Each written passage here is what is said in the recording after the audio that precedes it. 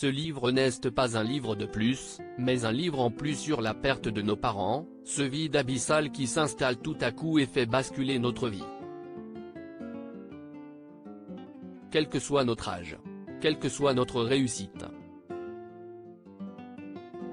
Un livre différent des autres car il pointe au-delà de son histoire personnelle, et de son double deuil, celui de son père, décédé en mai 2016, à l'âge de 68 ans, d'un cancer foudroyant et de sa mère, partie en octobre 2021, à 73 ans, d'un accident cardiaque en pleine rue à Paris, un sentiment universel, hélas trop souvent tuant en société, ce chagrin abyssal dont on n'ose peu parler, au fil du temps, pour ne pas déranger. Comme si la tristesse comportait une date limite de consommation.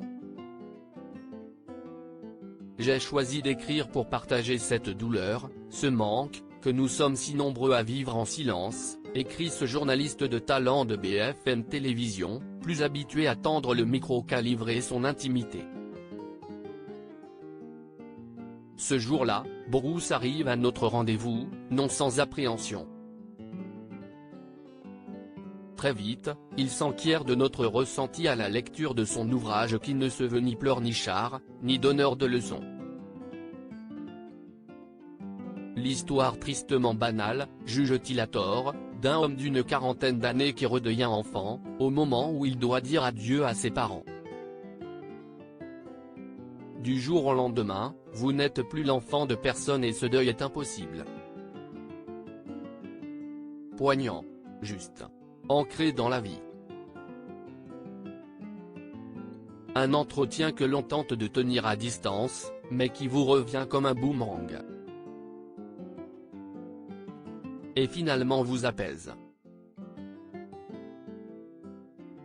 Car Bruce Toussaint sait trouver les bons mots pour le dire. Gala, le chapitre sur la disparition de votre maman Mercedes dont vous étiez très proche, fusionnelle même, nous prend aux tripes. Racontez-nous ce jour où votre vie a basculé. Bruce Toussaint, CIST un lundi tout à fait banal. Je me repose chez moi, ma sœur m'appelle pour me dire que notre mère a fait un malaise dans une rue du 15e arrondissement de Paris. Les informations dont elle dispose alors, ne nous permettent pas de réaliser la gravité de la situation. Donc, je me mets doucement en route avec mon fils.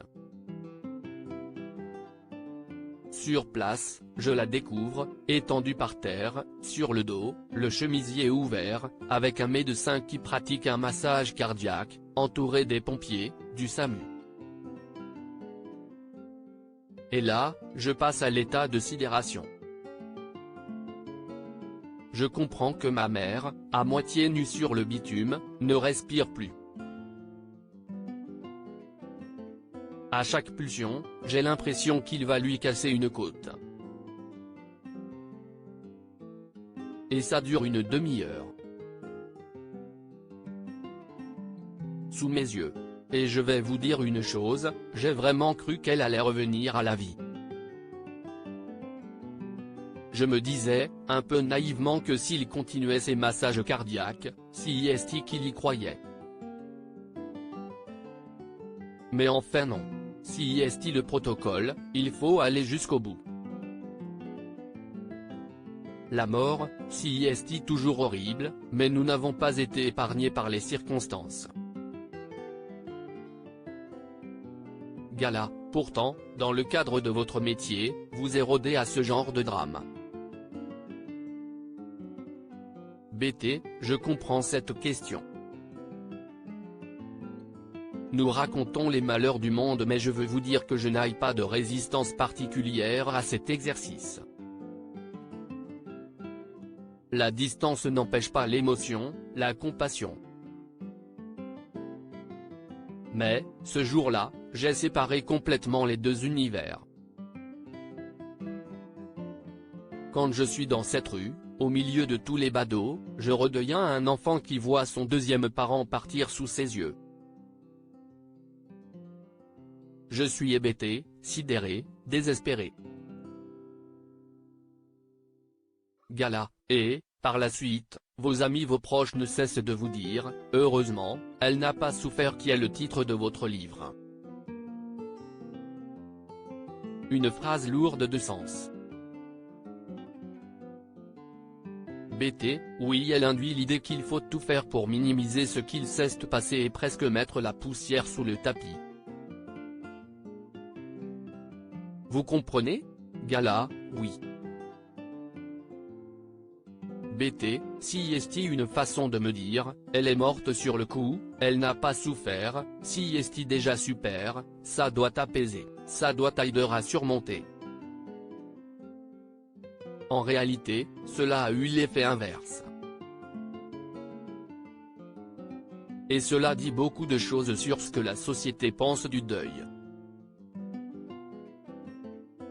Gala, oui, et vous écrivez dans votre livre, nous sommes tous confrontés à ces disparitions et condamnés à se la boucler pour ne pas déranger. BT, alors, bien sûr, je peux en parler avec ma femme qui a été profondément bouleversée par la mort de ma mère. Et si est d'ailleurs très intéressant de voir que ces deux femmes qui étaient souvent en rivalité, avaient quand même quelque chose de très fort entre elles. Mais au fond, je veux dire je ne peux pas en parler spontanément autour de moi, j'aurais l'impression de déranger. Je ne vais pas appeler tel ami ou tel autre pour lui dire, bon ben écoute, aujourd'hui je me sens mal, j'ai envie de chialer toutes les 5 minutes. Gala, si est fréquent? B. T, oui, très souvent. Mais pas de pleurer, car j'ai un problème de canal lacrymal, ça ne sort pas, rire. Mais oui, j'ai des grands moments de tristesse. Un sentiment d'abattement qui m'envahit d'un coup quand, par exemple, j'ai envie de l'appeler comme j'en avais l'habitude chaque jour. On est seul face à ça. Alors, j'essaie de relativiser parce que je sais qu'il y a des gens qui perdent leurs parents beaucoup plus jeunes que moi et pour qui ci est beaucoup plus dur. Gala, donc, même dans le deuil, il y a une hiérarchie? B. T, oui, et celui et celle qui perdent leur enfant sont vraiment dans l'horreur absolue. Ce qui m'est arrivé est considéré comme naturel par la société. Mais, pour ma part, si est une situation à laquelle je ne m'étais pas préparé. Et que je vis mal. Encore aujourd'hui. Comment continuer à sourire, à vivre quand on a perdu ceux qui nous ont donné la vie? Une question cruciale dont je parle beaucoup avec mon psy. Gala, vous lui avez d'ailleurs dit, docteur, je ne sais pas si je peux vivre sans ma mère. BT, oui, silence. Si est-il la question? J'ai entamé une psychothérapie quand mon père est tombé malade, et à son décès, j'ai fait une analyse que je poursuis encore aujourd'hui et qui me fait beaucoup de bien. Je ne veux faire de prosélytisme, mais encore une fois, les politiques et la société civile doivent repenser le deuil, dans sa prise en charge, tant en termes de congés que dans l'accompagnement psychologique. J'ouvre modestement le débat.